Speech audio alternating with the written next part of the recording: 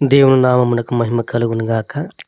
మన ప్రభువును రక్షకుడైన యేసుక్రీస్తు నామమున మీ అందరికీ శుభాభివందనములు తెలియజేస్తా ఉన్నాం. ఈరోజు మన ధ్యాన గ్రంథము నుండి మార్కు సువార్త 13వ అధ్యాయము 7వ వచనం. మీరు యుద్ధములను గూర్చియు యుద్ధ సమాచారములను గూర్చియు వినునప్పుడు కలవరపడకుడి. ఇది జరగవలసి ఉన్నది గాని అంతము వెంటనే రాదు.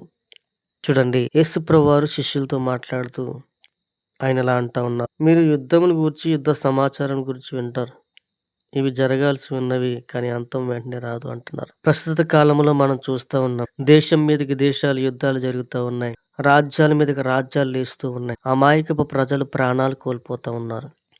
అయితే యుద్ధాలు జరుగుతాయి, కరువులు వస్తాయి, భూకంపాలు వస్తాయి, కానీ అంతము వెంటనే రాదు అని యేసుప్రభువారు అంటా ఉన్నారు. అనగా రాకడ సమీపంగా ఉంది అని చెప్పడానికి సూచనలుగా ఇవి కనిపిస్తూ ఉన్నాయి. ఆయన ఎప్పుడు వస్తారో, ఏ విధంగా వస్తారో మనకు తెలియదు. అయితే ఇవి శ్రమలకు, చివరి కాలపు రోజులకు సాదృశ్యంగా కనిపిస్తూ ఉన్నాయి.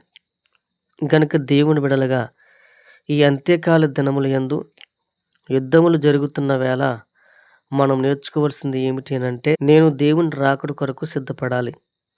అంతము వెంటనే రాకపోవచ్చు, అనగా భూమి వెంటనే అంతము కాకపోవచ్చు. ఆయన రాకడ సమీపంగా ఉందనడానికి సూచనలుగా ఇవి మనకు కనిపిస్తూ ఉన్నాయి.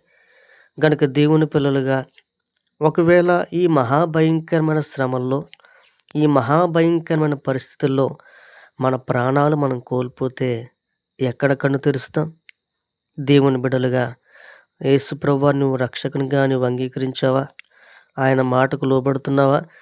ఆయన మాటకు విధేయత చూపిస్తున్నావా? ప్రమాదాలు వస్తున్నాయి, ఆపదలు ఎదురవుతున్నాయనే భయంతో మనం కృంగిపోతున్నాం. కానీ నేను యేసుక్రీస్తు వారిని రక్షకునిగా అంగీకరించానా? దేవుని రాజ్యాన్ని స్వతంత్రించుకునే అంత హక్కు నాకు ఉందా అనే ఆత్మ పరిశీలన మనకు చాలా ప్రాముఖ్యమైనది. ఈ కడవరి దినాల్లో, అంత్యకాల దినాల్లో తప్పకుండా మనమంతా కూడా దేవుని యొక్క రాకడకు సిద్ధపడ్డవారమై ఉండాలి.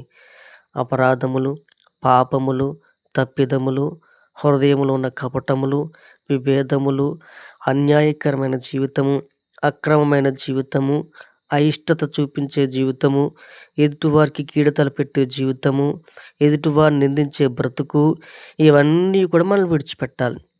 వాటిని మనం విడిచిపెట్టకపోతే, మన బ్రతుకును మనం సరిచేసుకోకపోతే ఖచ్చితంగా దేవుని రాజ్యాన్ని మనం కోల్పోయిన వారం అవుతాం.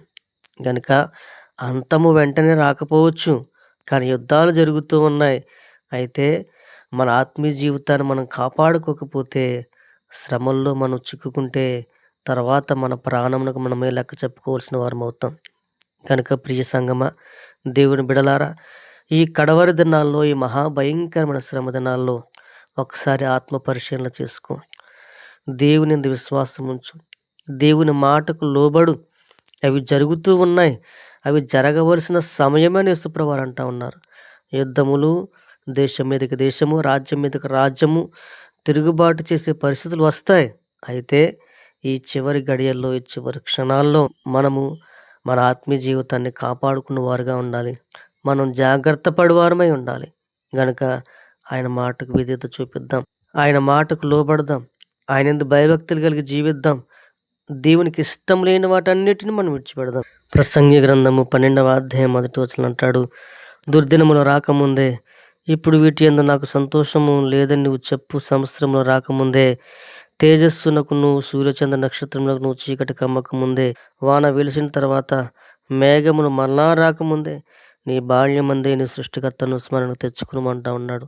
అవునండి, ఈ దుర్దినములు మహాభయంకరములు వస్తూ ఉన్నాయి. ఇప్పటికీ మనము దేవుని సృష్టికర్తను స్మరణకు తెచ్చుకుందాం, ఆయన యందు భయభక్తులు కలిగి జీవిద్దాం. మహాశ్రమల నుంచి మనం తప్పింపబడదాం. కొద్ది మాటలను బట్టి దేవుడు మనల్ని దీవించి ఆశీర్వదించును గాక. ఆమేన్. ప్రార్థన. పరిశుద్ధుడా, మీకు వందనాలు. మరొకసారి మీ పాస్తానికి రావడానికి ఇచ్చిన ధన్యతను బట్టి నీకు వందనాలు. ఈ కడవరి దినాల్లో, భయంకరమైన దినాల్లో నీ మాట విని, నీకు లోబడి, నిన్ను రక్షకునిగా అంగీకరించి, నిన్ను వెంబడించి, ప్రేమించి, నీ చిత్తానుసారంగా జీవించి ఈ రాజ్యాన్ని స్వతంత్రించుకునే భాగ్యము దయచేయమని, ఎందరైతే వాక్యం విన్నారో వారందరిని బలపరచమని యేసు నామమున అడుగుచున్నాను తండ్రి. ఆమేన్.